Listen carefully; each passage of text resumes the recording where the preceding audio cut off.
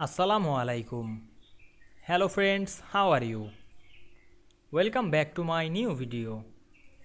In this video, I am going to show you how to add fast quiet text box in Microsoft Word document. Let's get started. Firstly, we have to open a Word document.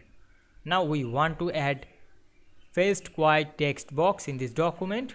Go to the Insert menu. Then find and select the text box option. And we can see here many text box. We select the fast quiet. Then insert it. Now we can see we insert the fast quiet text box very easily.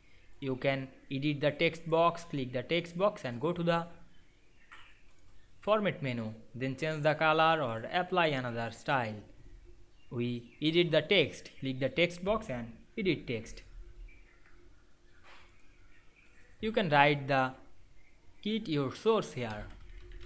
Write your source. Otherwise you can change the style.